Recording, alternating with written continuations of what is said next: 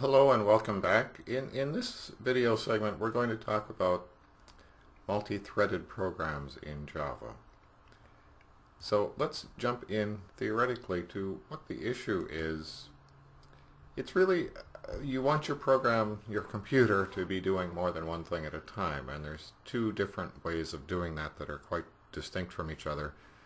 One that you're very familiar with, if you run lots of different programs at the same time, you have Eclipse and Word and a web browser and all of these things running at the same time. These are processes, and you could think of your operating system as doing multiple processes at the same time.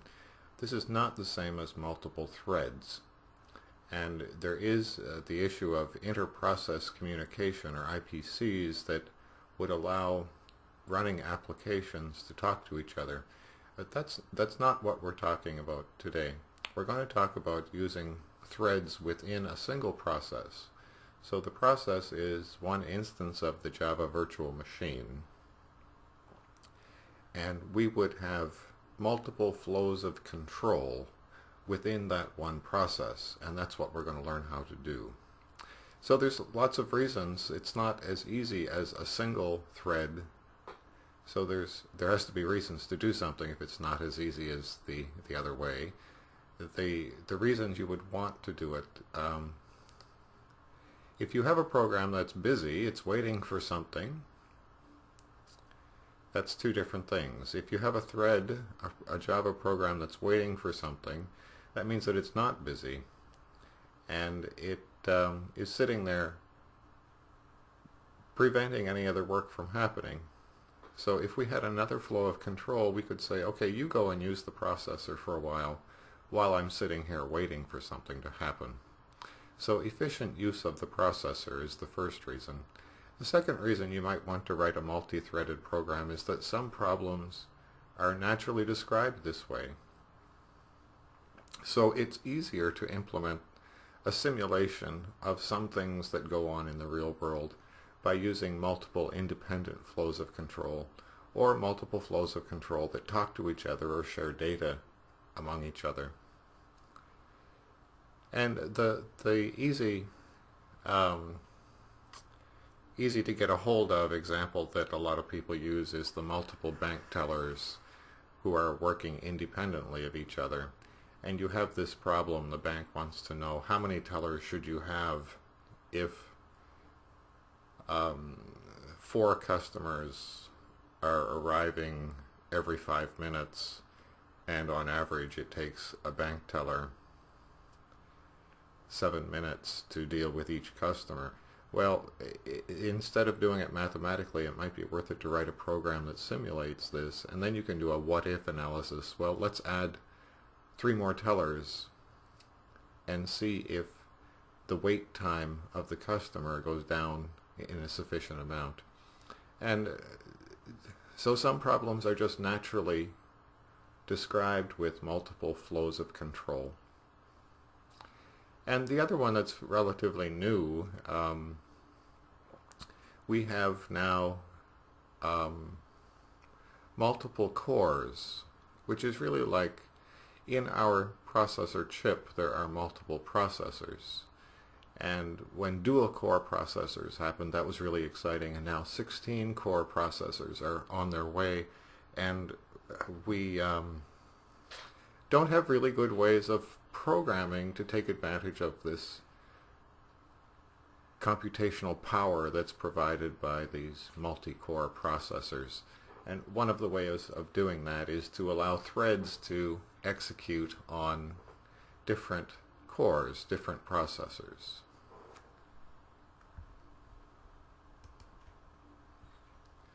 Well, we're going to jump right in and start coding, and right from the beginning look at how you would implement threads in a Java program.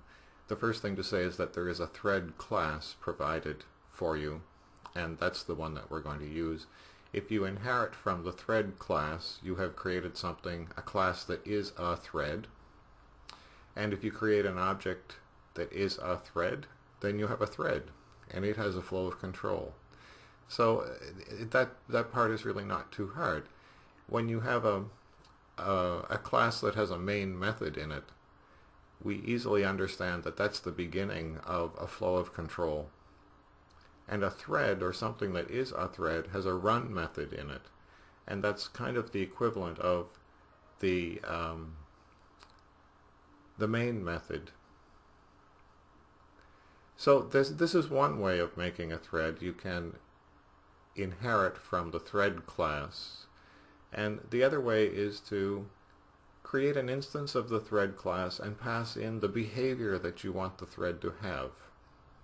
This is a little bit harder to describe than it is to just show you in code. I mean, it's really easy in code. So I think what we need to do is to jump in and start writing some code to see how threads work, and just make it incrementally more interesting as we go along looking at the code. So let's go and do that now.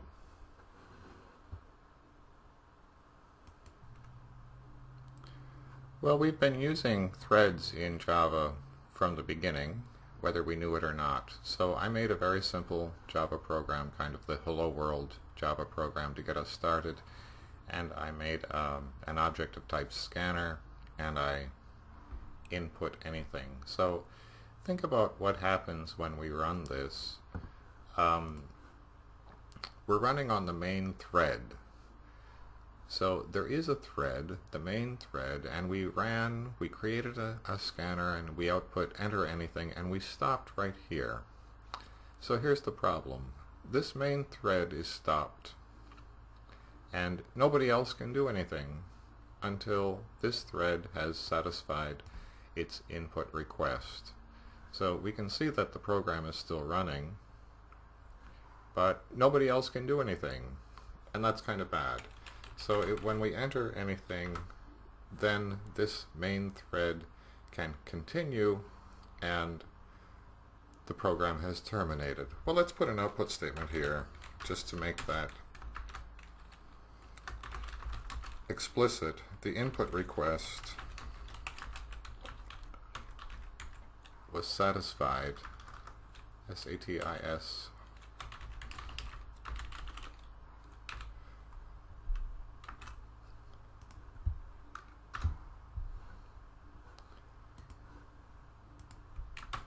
So right now the program is wait blocked.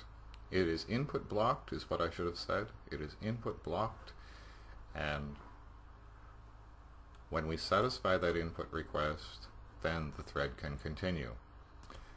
So we haven't done anything special so far to create any new threads. We're just using the thread that we've had all along.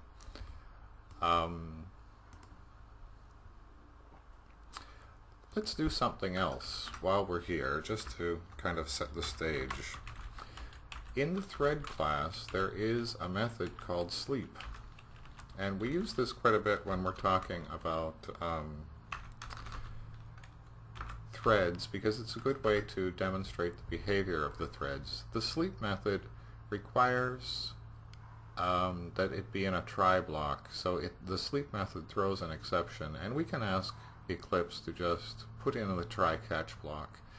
So this block of code, Control D will delete a line if that helps you. So this is a length of time that the thread will stop, and it's in milliseconds, so that's the equivalent of 3 seconds. So after we do this output statement here, we're going to go to sleep for 3 seconds, and then we're going to say, I slept for 3 seconds. So let's run that, and think about what the thread is doing. Right now the thread is input blocked. We're on this line of code right here, the next, and nothing is happening because we're input blocked. So whenever we enter something and unblock, the request was satisfied, and then we go to sleep. And you notice that this second output statement, I slept for 3 seconds, will come up eventually, and we can make that a little faster. Let's watch it with 2 seconds and see what happens. So we enter something, Now the thread is asleep, and I changed it to 2 seconds, and of course didn't change the message that it was sleeping for 2 seconds. Okay, and when the main method is over, you might guess that the main thread is over. So the behavior of the thread in this case is what's in the main method, and if the main method ends, then that thread is said to go to a dead state. So we're going to use some analogies with life and death and life cycles of threads to help understand what's going on among the threads. So that's the first start. We're talking about what's going on in the main thread, which we've been using all the time. Okay, well let's make a thread. In the default package we're going to make a new class, and this class will be called Fortune. You'll see why after a little bit, and let's go in here, Control D, to clean this up a little bit. And we're going to say that this class extends thread. And oh, I left the main method in there. I didn't mean to do that. Okay, so in the thread class there is a method called run, and we're going to override that method. So public void run with no parameters. It couldn't be simpler. It doesn't return anything, and it doesn't take any parameters. So let's make a very simple behavior for this thread. So let's say while true, that's gonna go for a long time because true will be true for a very long time. I can't type today. Okay.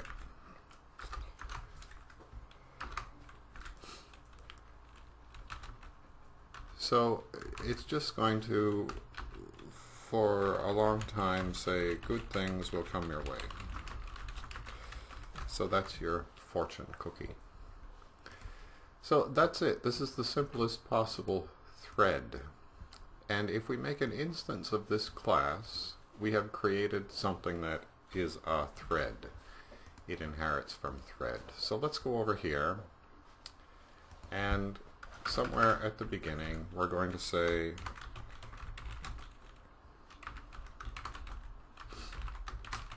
let's make an object of type fortune. So it's the expected way that you make an instance of a class. So this class doesn't have anything special about it. It's a regular Java class, except that it inherits from this thread class. So it is a thread. And we're not going to call the run method. We're going to call the start method. And how do you spell fortune? That doesn't feel right. Should there be an E at the end of it? I don't much care. So let's say my fortune, spelled right or wrong, and we're going to call the start method. The start method is inherited from the thread class.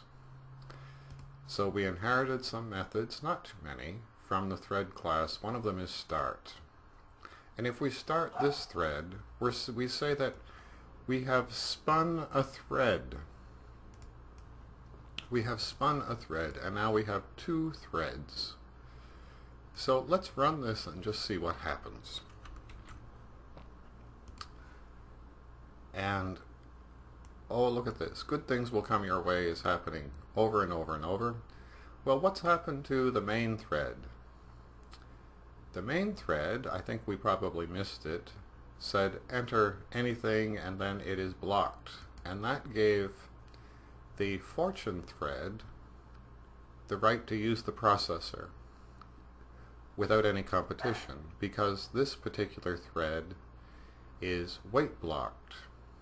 No, I keep saying that wrong. It's not wait blocked, it's input blocked. So if I go down into the console and hit enter, No, actually I have to type some characters and hit enter. Did that allow the... Well, it's kind of hard to see what's going on, isn't it? Let's kill this, and let's go into our fortune class, and every time we say good things will come your way, we're going to sleep for 5 seconds, and maybe that will allow us to see what's going on better. And remember that we have to put a try-catch around that sleep. So we're going to spit out a fortune and then go to sleep for 5 seconds, and then on the next iteration spit out a fortune again. See if that makes this any easier to see what's going on. Okay, so the main thread has said enter anything, and so we started the fortune thread, and when the fortune thread went to sleep, well, we'll talk about exactly who gets the processor at what time. The main thread is blocked, input blocked, and the fortune thread continues to execute, sleeping 5 seconds every time that it... So we typed something to the main thread that was waiting for the input, and now see what happened. The main thread output, the input request was satisfied. The fortune thread is still happening. The main thread slept for 2 seconds. So we have 2 threads, 2 flows of control happening in parallel with each other. And now we have to try to figure out, well, who gets the processor when? And what's going on? How can we study these threads? This is the simplest possible case, and it's already not so easy to understand who gets the processor when. And we need a map to understand the states of the thread. What's going on with these threads? So I need to show you a picture. Let's go over here.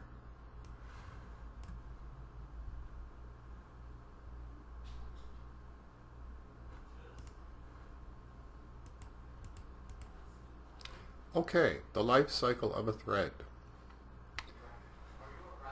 The born state of a thread is when we have an object of type thread and it's ready to be started. And how do we get from the born state to the ready state? We call the start method. So this is a state diagram. We have an object that is a thread, but it hasn't been started yet. So that thread, the fortune thread, is in this state. And then when we start it, it's ready to run. That doesn't mean that it gets the processor right away. It means that it's ready to get the processor. And how do you get the processor? How do you start executing the run method in that thread? Somebody decides to dispatch your thread to a processor. Let's assume we have one processor, to the processor. And then you're in a running state. If you're in a running state, then you are executing your main method or your run method. Okay, so here are the states that we understand so far. The born state is when we have an object of type thread that hasn't yet been started. And when it does get started, when we call the start method, it goes to the ready state. That means that the dispatcher can give it the processor and it can go to the running state. Look at all the different ways there are to leave the running state. You give up the processor when you go to sleep. And while you're asleep, you're in the sleeping state. That's one way of giving up the processor to another thread. Another way of giving up the processor is to issue an I/O request. So the main thread asks the user to enter something, and that thread becomes I/O blocked. So how do you get out of the sleeping state?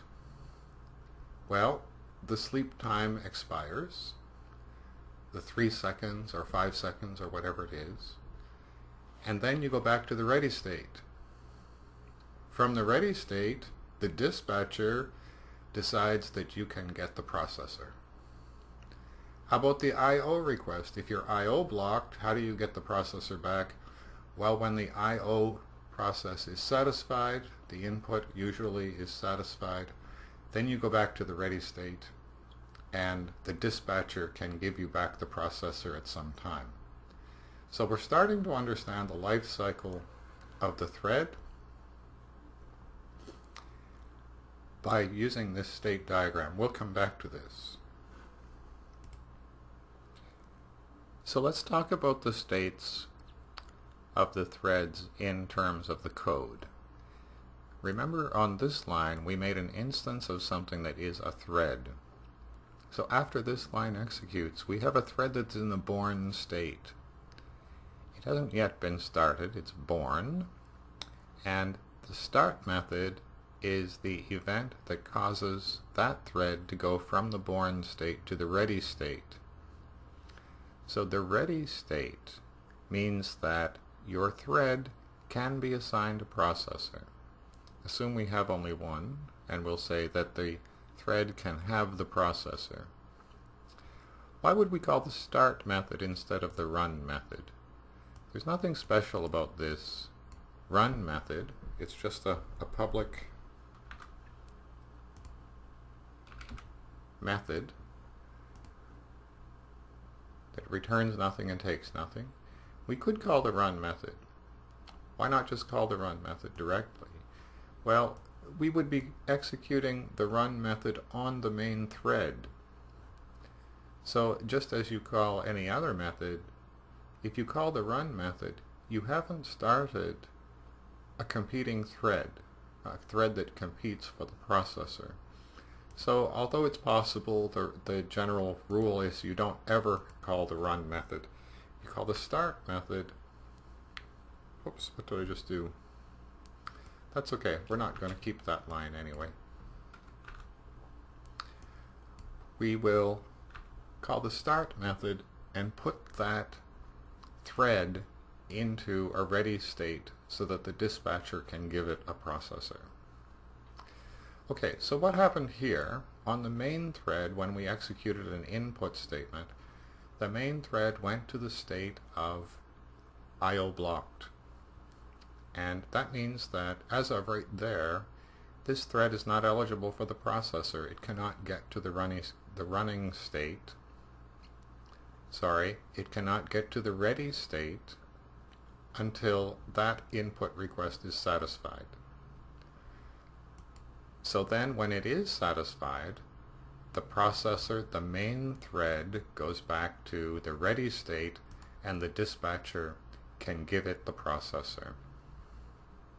When we call the sleep method on the main thread, that means that this thread went to the sleep state and it cannot get back to the ready state until this amount of time, 2 seconds, has expired.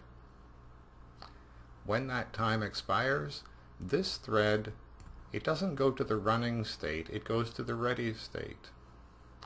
And the ready state means that the thread can be dispatched to a processor. So sometime after 2 seconds, this thread will get the processor back again. Not at exactly 2 seconds. At exactly 2 seconds, it goes to the ready state. And then when the dispatcher decides that it gets the processor, that's when this thread can go to the running state. The fortune thread is kind of easier. It only has 2 states. It's either asleep or it's, I guess there's 3 states. It's asleep, or it's ready, or it's running.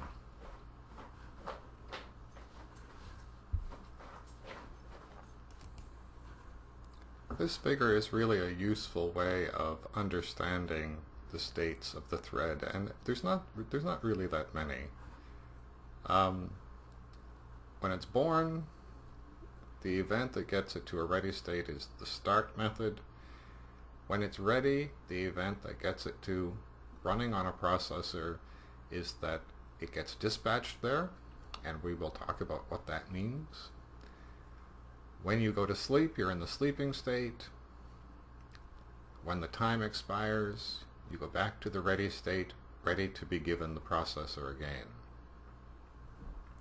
And when you are I/O blocked, the only way to get out of this blocked state is that that I/O request is satisfied, and that puts you back into the ready state.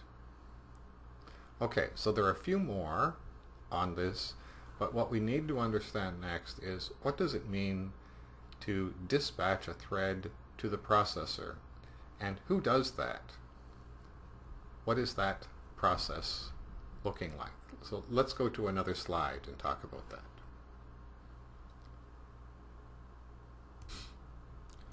So there's good news and bad news in here when we talk about the thread dispatcher or the thread scheduler. Some people prefer to call it a scheduler. So the question is, what happens when there are multiple threads in the ready state? Who gets the processor? And the good news is that as the programmer, it's not up to you. You don't really have control over this. You can work with how the scheduling algorithm works, but let's look at it. The first way, there are two different ways. This is the bad news. There are two possible ways that the scheduler is working. One is called round robin or time slicing, and that means that all threads are treated equally, and each thread is given a time slice on the processor, and when that time expires, it gives up the processor, and the scheduler puts the next thread in order on that processor. So time slicing is very equitable, and it's quite easy to work with. You just make a bunch of threads and you throw them all in there, and they all get some time to execute, and it looks like they're all doing stuff at the same time. So time slicing is the easy one for the programmers, but it gives the programmers less control. So let's talk about priority preemption. The concept here is that some threads are more important than others. So the work of some threads, you really want that to happen right away. As soon as there's work to be done, do that work, regardless of who else is waiting. So in priority preemption, the threads have a priority. And when a high priority thread is ready, in the ready state, then it will get the processor preempting other threads that may be ready or running. So when a high priority thread is ready to run, the scheduler will take the other thread out of running and move this high priority thread to the front of the ready state so that it will get the processor more quickly. These are quite different behaviors. So here's the really bad news. As the Java programmer writing a multi-threaded program, which of these scheduling algorithms are going to be used? The bad news is Java uses the underlying scheduling algorithm of the operating system. So this is the first time in your study of Java where one piece of Java code runs differently on two different machines. And we know for sure that the underlying scheduling algorithm on a Microsoft Windows box is round robin. And the underlying scheduling algorithm on a Unix box is priority preemption. You might know that a Macintosh uses a Linux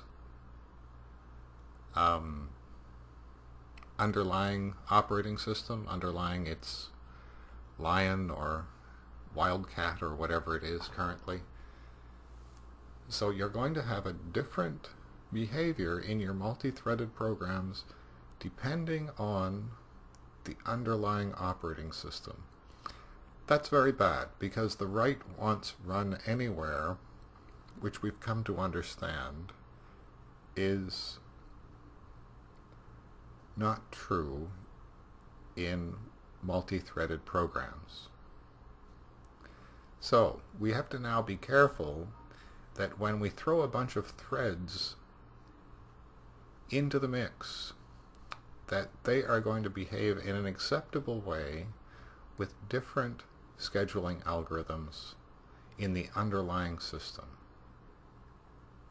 Okay, let's go back now and make our multi-threaded program just a little bit more interesting.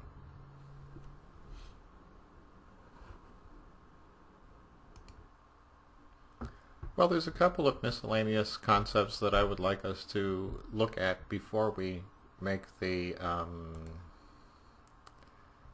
thread class that we created any more complicated. So remember the fortune class when we I'm going to make that go a little faster. 1 second instead of 5 seconds so that the behavior is a little bit easier.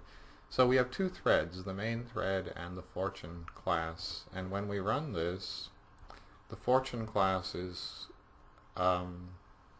executing and giving up the processor when it goes to sleep, and the main thread is I/O blocked, and when we type something at the main thread, the input request was satisfied, the main thread went to sleep. I don't know why, just for demonstration.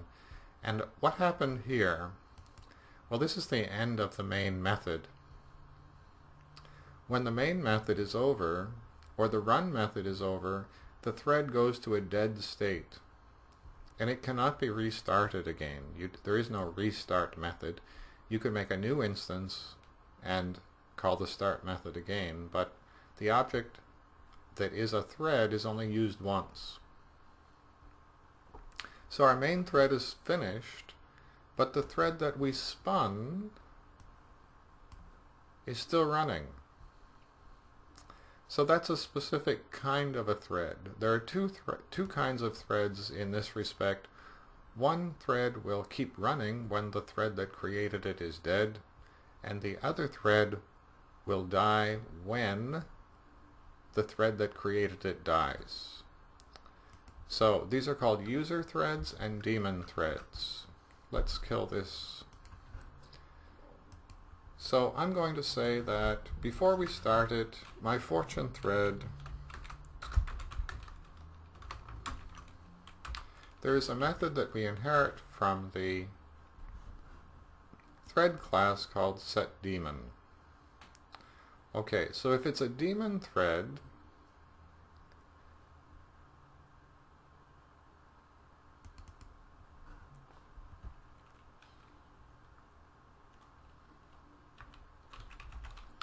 it only makes sense that it will keep running so long as the thread that created it is alive.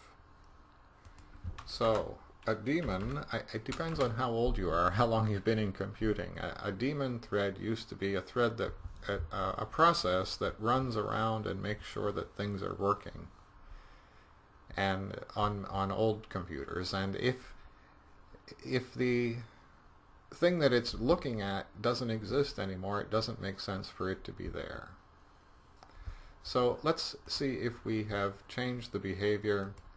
We're going to put something in here so that the main thread will stop, and lo and behold, the thread that we spun has also stopped. So when the main thread died, went to a dead state, the thread that we spun also went to a dead state because it is a daemon thread. Okay, so the main thread can create threads, and those threads can create threads, and those threads can create threads. A lot of people call this spinning threads. And if your thread creates daemon threads, then it can only create daemon threads. If your thread creates user threads, then it can only create user threads. But that doesn't mean that one of the threads that you've spun can't create threads of the other type. Okay, so a daemon for a user thread. Why did they call it user threads? These don't seem to be opposites at all. If we set this to false, that means that the thread that we spun is not associated with the life of the parent thread, the thread that it spun. So now we have something called a user thread. My fortune thread is a user thread. It will continue to run after the main thread has gone to a dead state. Okay, the reason that they call these user threads is because when you go to a website, suppose you're going to buy some tickets for the basketball game, and you go to the website, it's likely that what will happen is that the website will spin a thread to talk to you. And then someone else goes to the same website to buy their basketball tickets, and the website, the Java program on the website will spin a thread to talk to that user. Get it? So these user threads, they finish when the interaction with the user is done. They aren't dependent on the parent thread.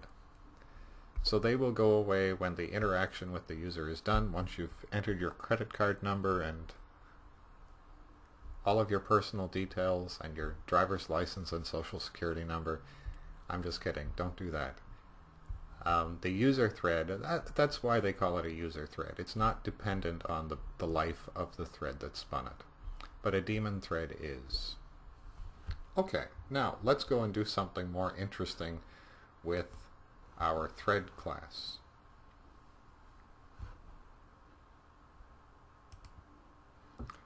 Well, I decided to keep things kind of simple, so I made a new class called Fortune Cookie, and I kept the old one called Fortune, and I just copied the run method from the Fortune class in here.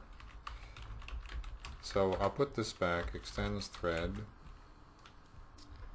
and we're going to make this class a little bit more interesting. So classes can have instance variables and including threads. So I'm going to say that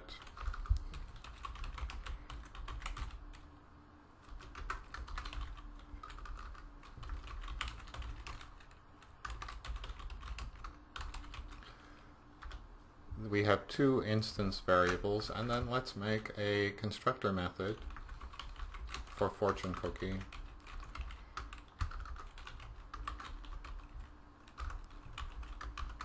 And we're going to have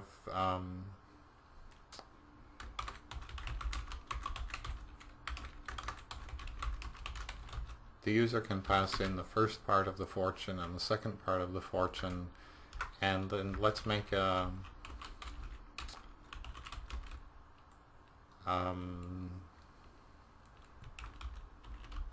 sleepy time. How much time will this sleep? So we're going to make this run method a little bit easier, more interesting anyway. So the user who makes an instance of this thread will now have to pass in some information. So this dot first gets first that was passed in, this dot last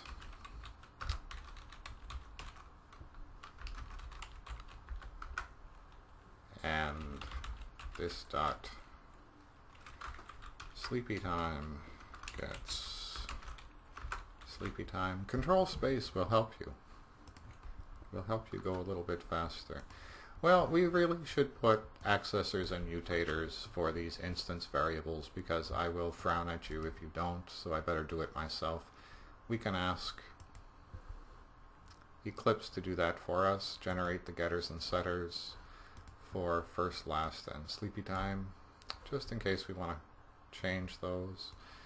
And I'm going to put those down at the bottom, well, at least below the constructor. I'll put them even below the run method because I'm kind of just doing that for completeness. Okay, so this time in the run method, we're going to print out the first part, and then we're going to go to sleep for some length of time. We're going to go to sleep for sleepy time.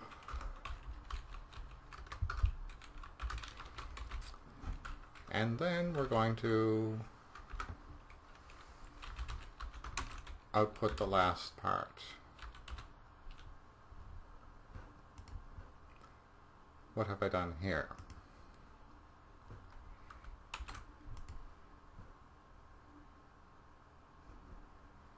No clues.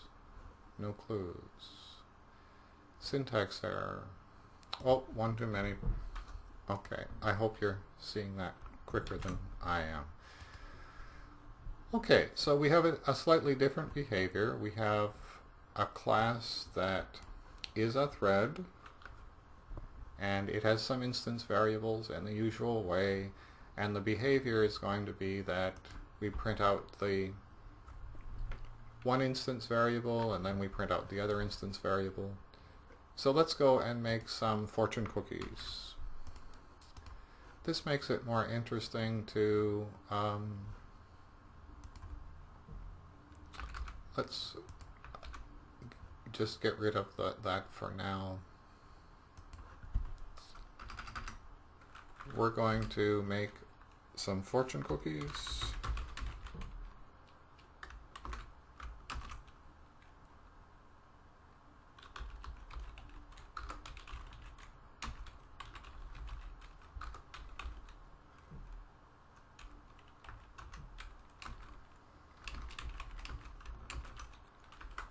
New fortune cookie.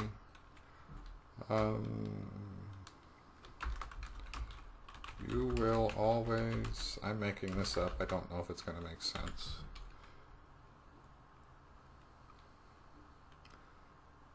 And then the last part is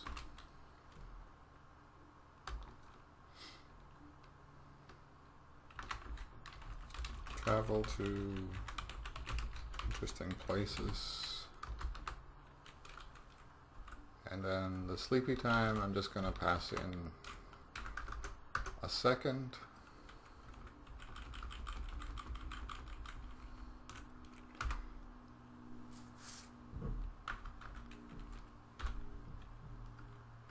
Let's make another fortune cookie.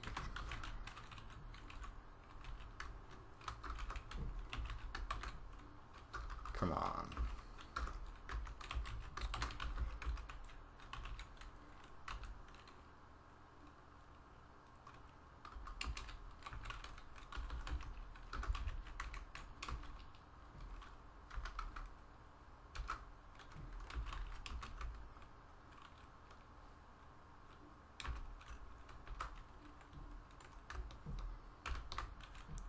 This one will start, never expect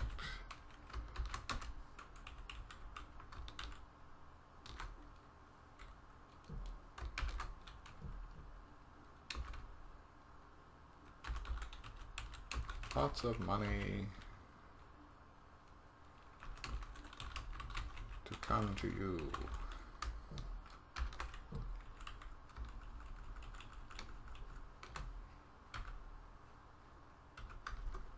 And it will sleep for slightly longer than that. Okay, so we have two threads in a born state. They don't do anything yet. They just exist as objects in the born state. And I'm going to go back over here into the run method, and instead of print line, I'm going to do print for the first part, and I'm kind of anxious to see what this is going to do because I didn't rehearse it, but it might do something fun. Let's go and say cookie 1 start, cookie 2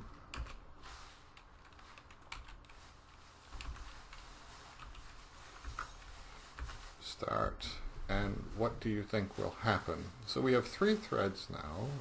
2 of them are instances of the same class, and the main thread will stop here, and we'll watch the behavior of the 2 fortune cookie classes. Okay, you will always lots of money come to you.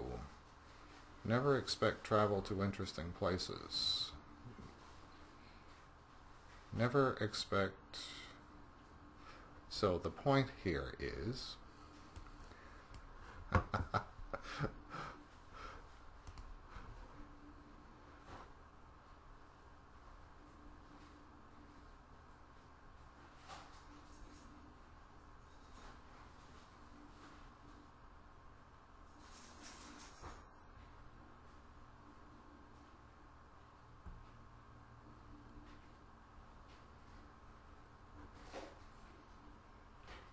So sometimes we're getting, you will always lots of money to come to you, and sometimes we're getting, you will always travel to interesting places. So these multiple threads are competing for the processor, and based on the behavior of the run method, they are coming up with things that are kind of difficult to interpret because we're mixing in the output. So this was just intended to be a fun example of seeing how multiple threads compete for the processor. And when it gets complicated, when there are lots of threads with lots of different behaviors, then we have a problem. What's the problem? Well, how do you debug your Java programs when they don't do what you expect them to do? You set breakpoints. So how would we set a breakpoint in a multi-threaded program? Well, we could set a breakpoint here, and that wouldn't gain us very much because this thread is going to stop on this line anyway. And those other threads are not impacted by that breakpoint. So let's go in here. Let's set a breakpoint here and then run it in the debugger. It should tell us that it will switch to the debug perspective. Well, we hit a breakpoint here, and oh, now for the first time in your debugging of Java programs, this window is interesting. So the main thread has hit a breakpoint at line 25, and the thread 0, we didn't give it a name. We could have given it a name. The default name is thread 0. It's hit a breakpoint at line 16. Here it is at line 16. And this thread has hit a breakpoint at line 16. It's the same breakpoint. What I'm hoping that you're going to understand from all of this is that debugging multi-threaded programs is not quite as easy as debugging single-thread programs. So if we hit resume here, what will happen?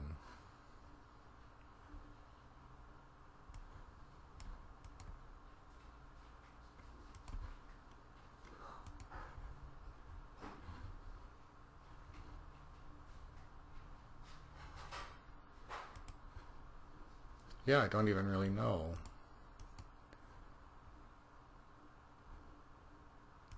Let's turn that breakpoint off and hit resume.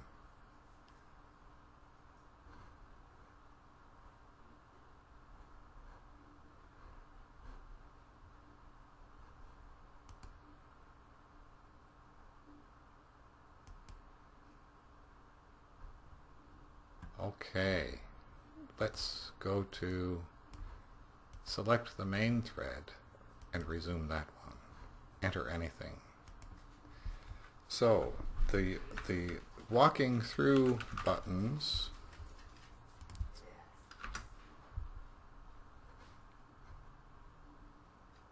the stepping of stepping through code is going to depend on which thread do you want to step through. And that's different from what we've had before.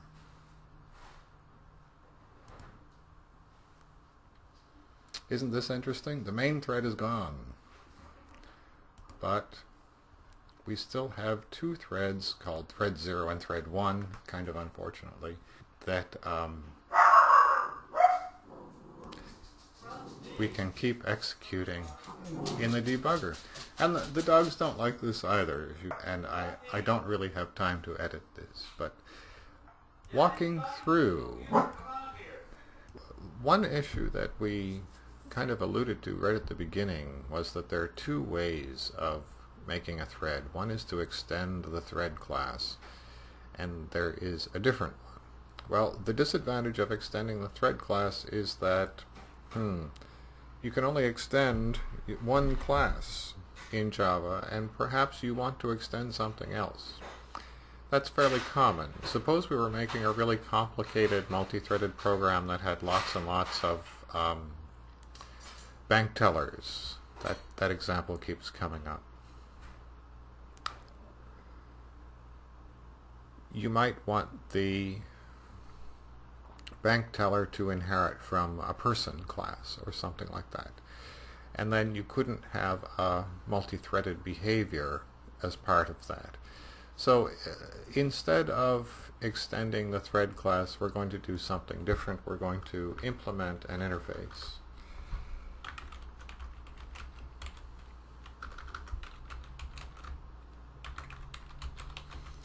So runnable, did I spell it wrong? There.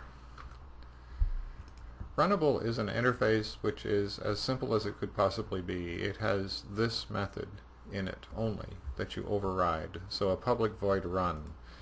So what we're really saying by implementing runnable is that a fortune cookie, something that is a fortune cookie object, is a runnable, meaning it has a run method.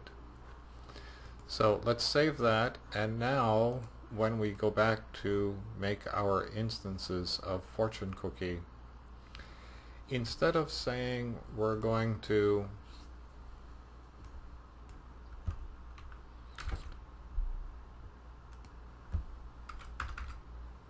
make instances of fortune cookie, which is a thread, the way we had it before, we're going to make instances of thread. So let's call cookie1 a new thread, and we're going to pass in an instance of runnable, something that is runnable. Well, look at this. There's the creation of an object that is runnable, implements runnable. I'm going to copy that, and I'm going to do two things at once. I'm going to make the runnable object, and I'm going to pass it to the constructor of the thread class. Does that make sense? We have to do the same thing for cookie2.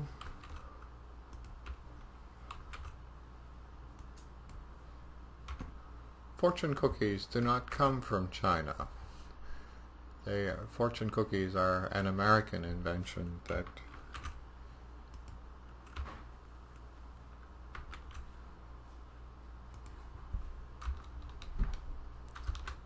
we have decided are part of Chinese culture, but they are not.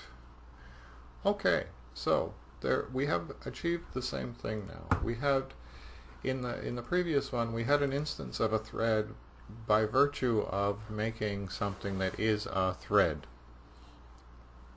And in this example we have made an instance of thread and we have passed in a runnable. Those are the two ways of creating a thread that you can then start. So well, let's run this and make sure that we haven't done anything wrong. Have we done something wrong? Well, this odd behavior, which is not too interesting, but it is multi-threaded behavior. Okay, before we leave this, I want to just look at a couple of methods that are in the thread class So if we look at, there is a method called join. The join method takes away from the doing things in parallel. So the whole idea of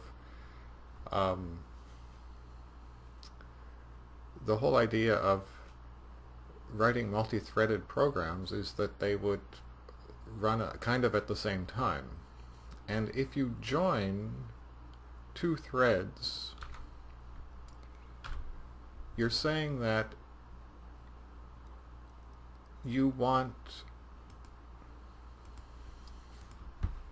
to wait until that thread finishes. Oops, what did I do there? I'm thinking and typing at the same time. Control D. Okay, so if we say cookie1 join,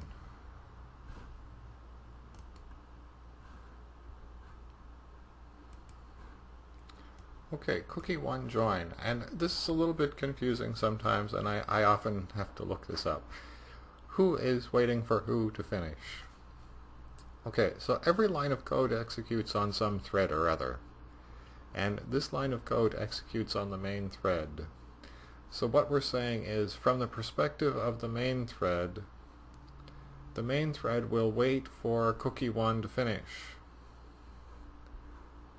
So that's not too interesting in this case, because cookie1 and cookie2 are not the ones that stop and wait.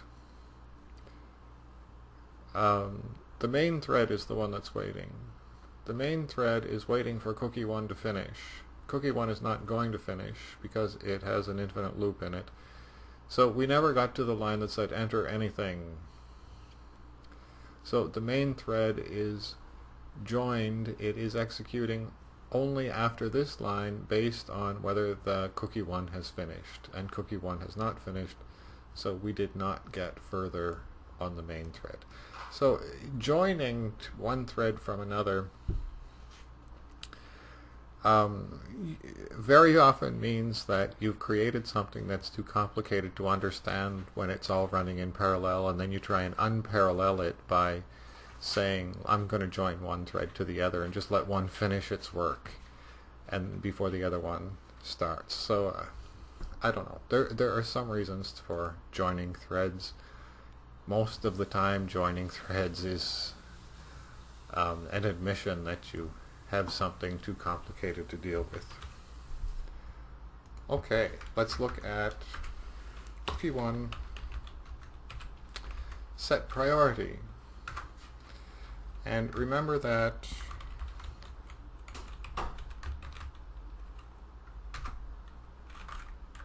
in a priority preemption scheduling algorithm,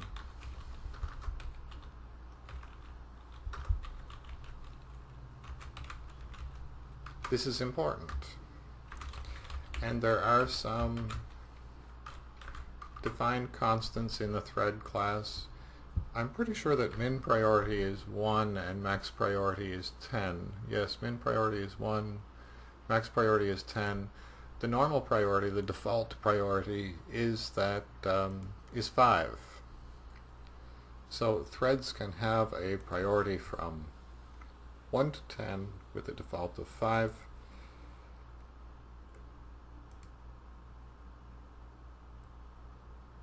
And for our case, since I'm working on a PC, a Windows-based PC, saying that 1 has a higher priority than 2 has no impact, because we're using a time slicing scheduling algorithm.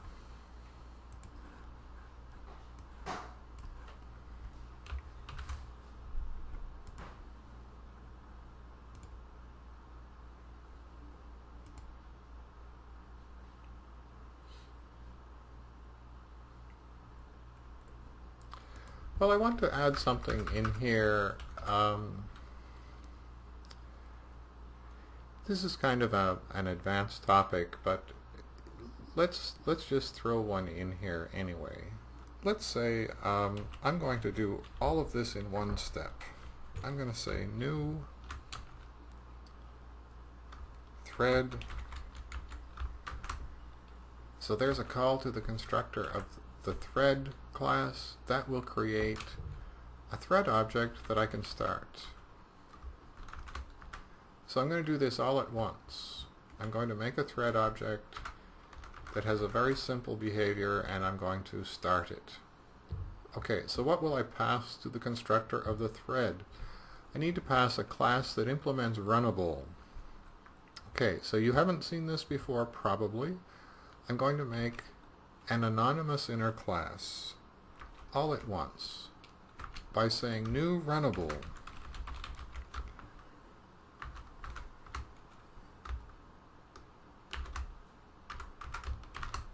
Oops. Okay. So, what do we have to do to implement the runnable interface? We have to make a run method.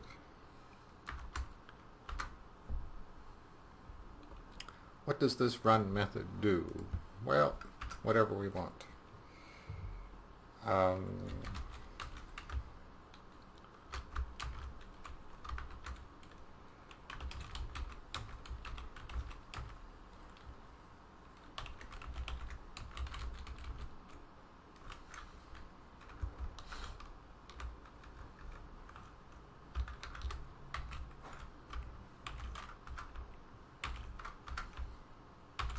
Not too much. I didn't put a loop in there. Let's format this. See what Control-Shift-F will format things for you in Eclipse. Control-Shift-F.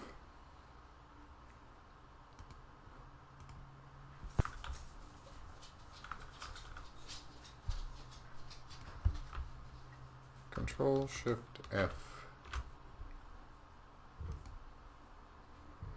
One is the easy way to read, and one is the correct way of formatting. So the easy way of reading, since this is the first time we have seen an anonymous inner class, what is this doing?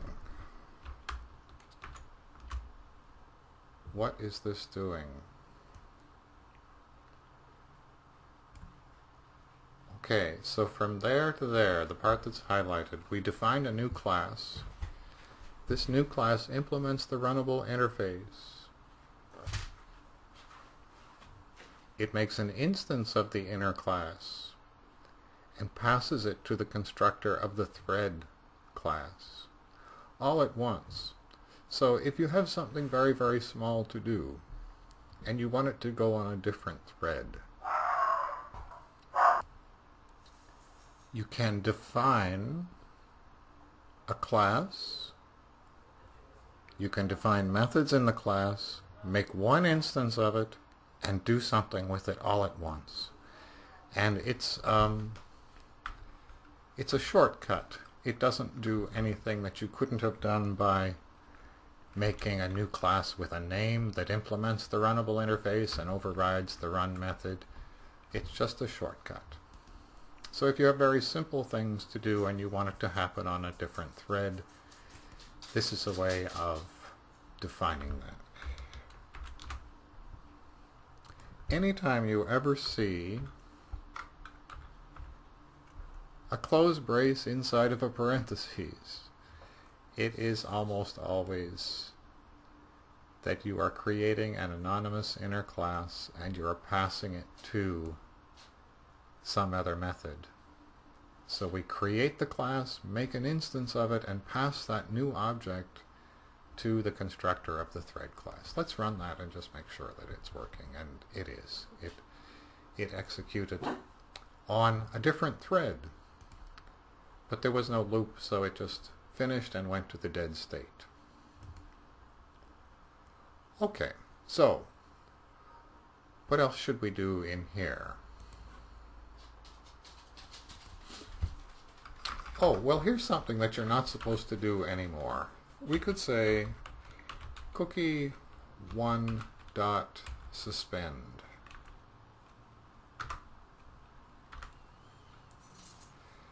Okay, see this line through the suspend? what we did was we took cookie 1, which was in a running, a ready state or a running state, and we said we are suspending that method. It may not run even one more line. It may not return to the ready state because it is suspended. So cookie 1 was the one that started out "you will always," and that thread is not running anymore. And why does it have this line through it? It is deprecated. So they have decided that suspending and resuming threads, it works, but it's deprecated. That means that we speak ill of it, and you are not supposed to suspend threads and resume them anymore. This is kind of an interesting story. Well, why not? It seems like a powerful thing to do, right? You're not expected to suspend and resume threads anymore because people would use this so much that they got into a lot of trouble. Create a multi-threaded application and then the whole thing just stops. No one knows why. So you start suspending some threads to allow the other threads to run, and then you have to resume them someplace, and it just got to the place where, okay, we can't do that anymore. We can, in only a half an hour, create some code that no one will ever figure out what it's supposed to be doing. And the first person who needs to figure it out is the person who created the mess. So, we don't do suspend and resume anymore. Let's go back to the life cycle diagram and see what we've done. So we know what the born state is. The start method puts us ready to run, and we get dispatched to the processor.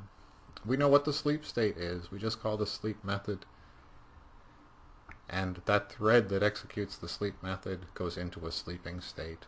We know what suspend is, and we know what suspend and resume are, and that we're not going to do them anymore. We know what an I/O request is, and why that would block a particular thread's execution.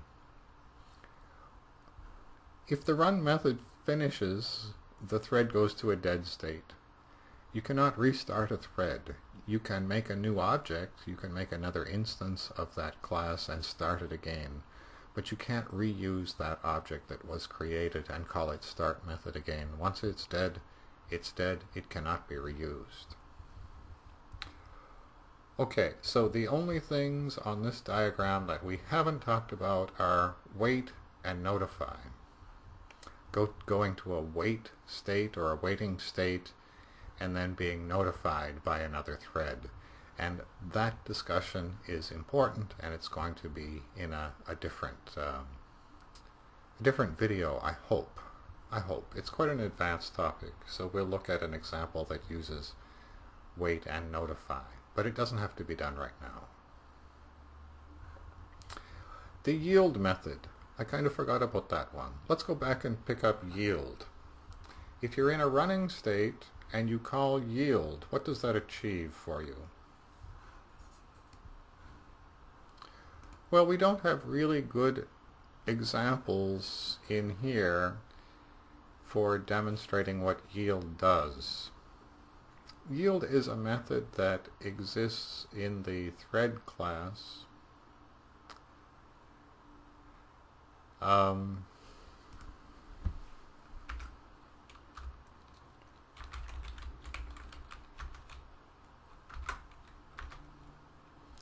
If you call the yield method, what does that do?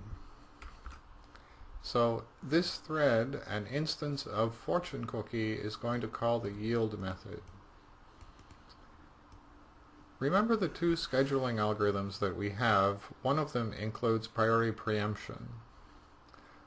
So suppose you have two threads that have the same priority. Two threads that have a very high priority, the maximum priority. And they're very, very busy. They never go to sleep. They just keep the processor for as long as they can. Well, what would happen? one thread would get the processor and never give it up to the other. This is a situation called starvation. And what we would like to do is to say, well, every once in a while, we will yield the processor. So you yield yourself. If you execute the yield method, the thread that executes the yield method is the thread that says, I would like to leave the running state now. And that allows an equal priority thread to take the processor. In this example, it really isn't necessary, because most of the time these threads are sleeping. And they're going into the sleep state, which gives the other processor, with the other threads, the access to the processor.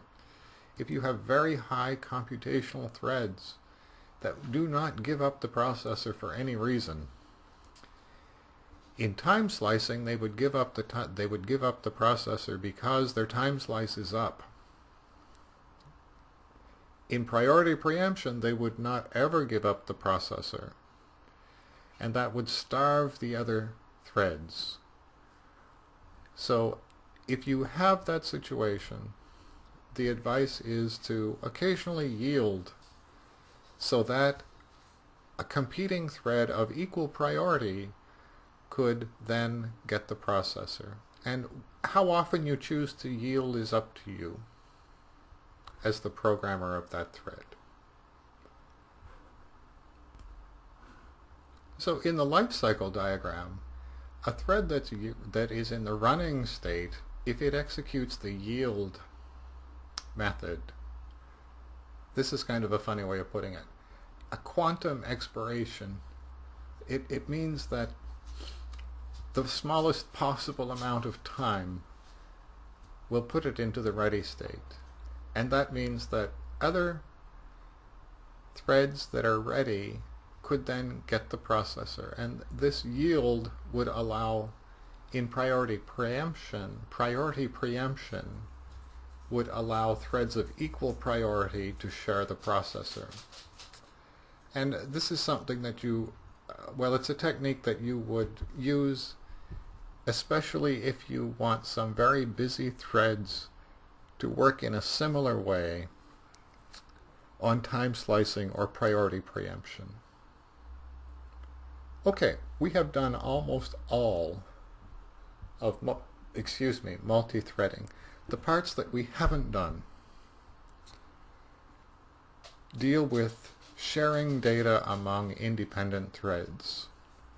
So if you have multiple flows of control and they're changing data, changing your variable values, how will we deal with that? How will we control that the data that we're using in the variables is current? And that's a little bit tricky. In fact, that might be the most tricky part of multi-threaded programs, and we'll go to there. But not in this video. That's enough for this one.